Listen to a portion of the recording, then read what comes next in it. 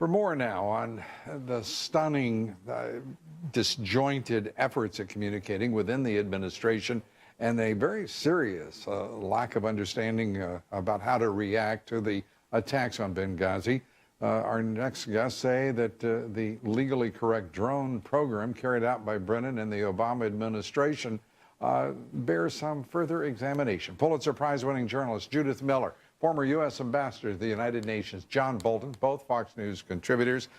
Judy, let's start with you. First, let's go to Benghazi. I will say to you, I have heard very few days of testimony like I heard from Panetta, like I heard from General Dempsey today. It made me gutsick to hear U.S. officials speak in such a manner with so little information. Well, so little information that they were willing to divulge, Lou. I mean, here we are again. We only have the questions we started out with. We're not getting answers, or at least not straight answers, from the people who are supposedly in charge of this. Yeah, I no longer care about what they're willing to divulge. This is America. The American people are entitled to that information. And the fact that the information they did divulge, in the case of Leon Panetta, that they talked with the president once.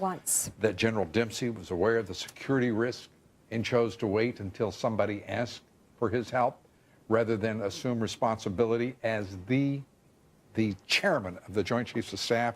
This is a man leading our leaders in uniform. Well, this is gut-wrenching. There's also a conflict between what the president says he said, which was to tell his people when he heard about this, do whatever you have to do to save our people, and the response from the Pentagon. You also have this disconnect between who was in charge, between the State Department and the Defense Department.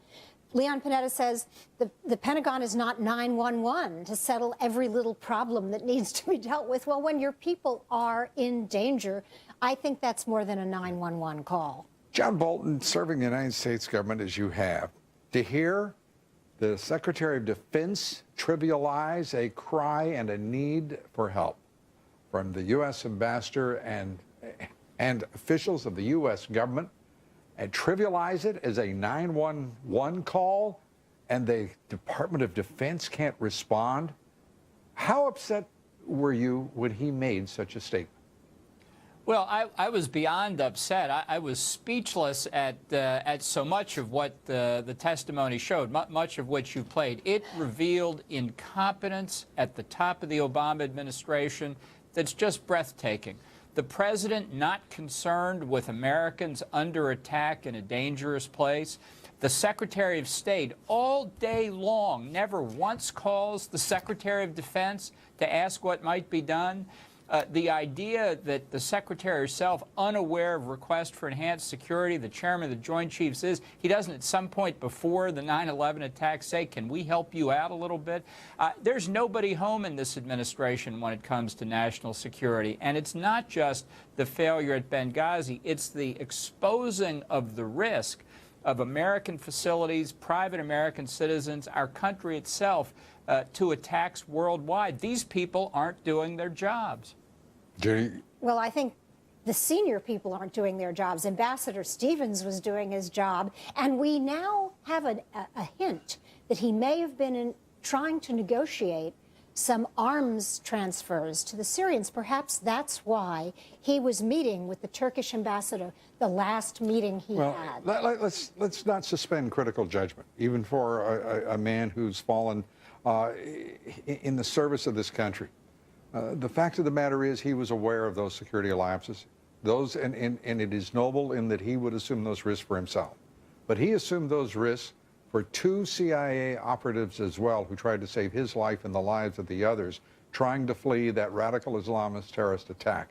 Much of the responsibility of what transpired rests upon what the risk he was willing to accept, not only for himself, but for those valiant figures who were murdered by those terrorists, and an administration that refused to acknowledge for 3 weeks that it was publicly acknowledged that it was a terrorist attack. This is a game I don't understand, and I don't think most of the American people understand it. Unfortunately, I don't think most of the American people care very much about Benghazi. Well, no. I'm just not going to play that game. We're not going to. The American people aren't paid to care.